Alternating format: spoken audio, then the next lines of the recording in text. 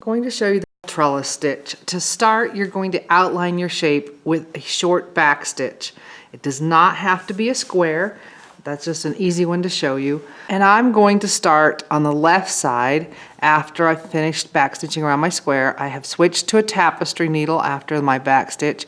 I'm coming up outside the very top back stitch on the left side.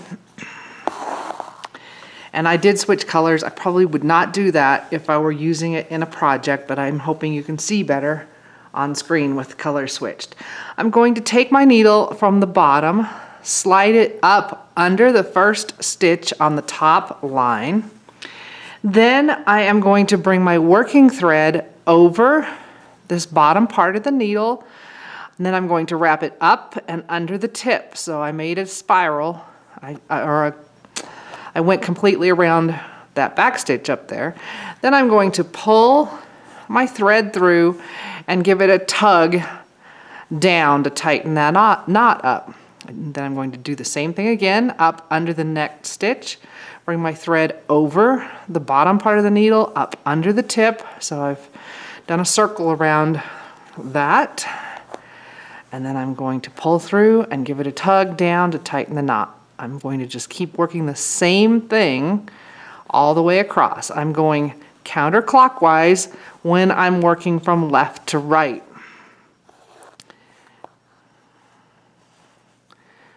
So under the next stitch, wrap my thread over the bottom part of the needle, under the tip, pull through.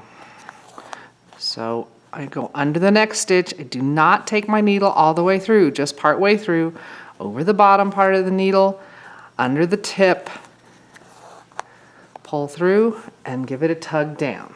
So I'm making little knots, one for every back stitch. And just for reference purposes, I'm using a size 5 pearl cotton.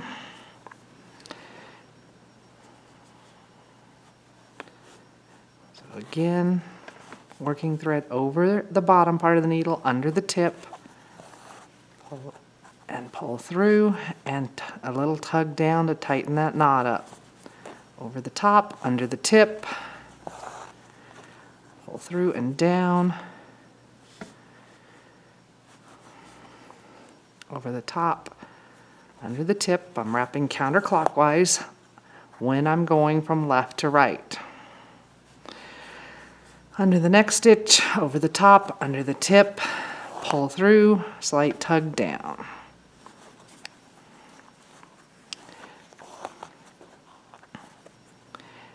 And I'm going to do the very last back stitch there. Oops. If you're running low on thread at any point, you do not want to switch out in the middle. So make sure that you, if it looks like you're not going to make it on the next pass, that you finish off at the end of a row.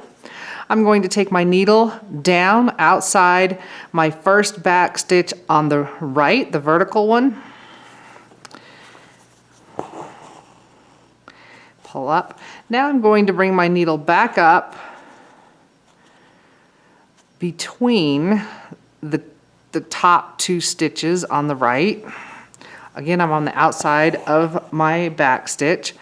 Now I take my needle under the space between the knots that I made, and this time I'm going to wrap my thread clockwise around the needle. So when I'm going from right to left, I'm going clockwise, which means you could really start on either side of the shape. So I'm going, again, I only have the needle part way through. It's under the thread between the first 2 knots, going over the top of the needle and under the tip, wrapping clockwise.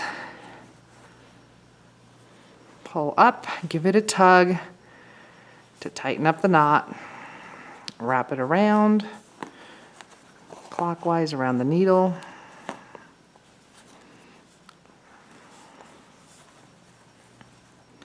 Over the top, under the tip.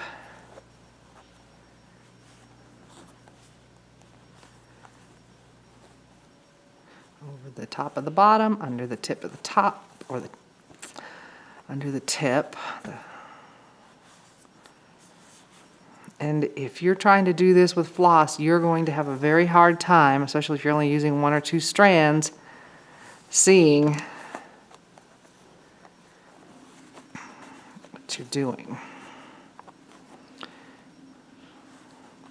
So working right to left, I'm wrapping clockwise, and when I'm working left to right, I'm wrapping counterclockwise.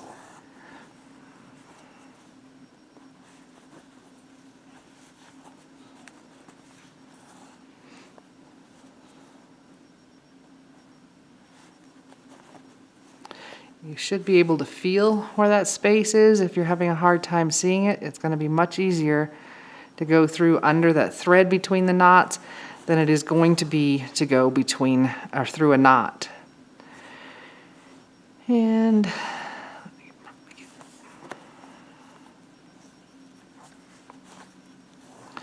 when I get to the end, I'm going to go down again outside my back stitch. Then I'm going to come back up for my next row, again outside the back stitch, so right below where I went down. And I'm going to do the exact same thing. I'm going between the spaces. I'm going under the spaces between the knots. Now, since I'm working from left to right, I'm going to wrap my needle counterclockwise.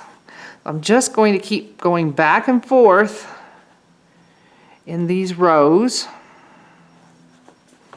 until I fill my space in, and then I'll come back and show you how to finish it. Now, if you were doing a shape other than a square, you can increase and decrease. You want to do that on the ends of your rows. So if you were trying to increase, you would put an extra stitch in at the end, or an extra knot. If you were trying to decrease, you would just make sure you didn't put a stitch in that very last position or the very first position on your row. So I'm going to keep working on this till I get to the bottom. So when we come to our last row, we are going, it doesn't matter which direction you're going, whichever one you're going, just keep treating it the same way. We're going to go under our back stitch and under our open thread, and you're going to go around whichever way it is you're traveling across. So if you are traveling from left to right, you are going to go around your needle counterclockwise. If you're traveling from right to left, you will go clockwise. Oops. And other than that, it's exactly the same as what we've been doing the whole time.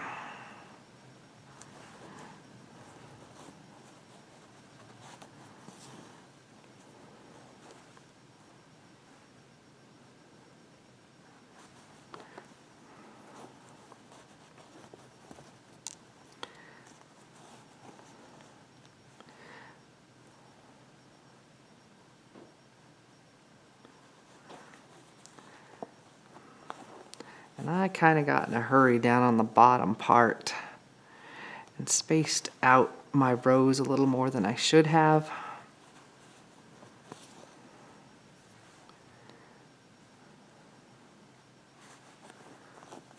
If I was working on a project other than just a demo piece, I would want to slow down, take my time, and make sure those rows are nice and close together.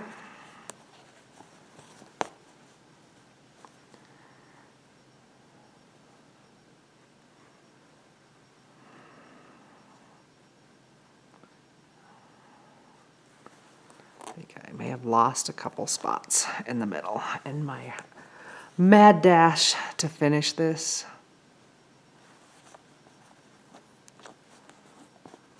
It is not a fast filling stitch.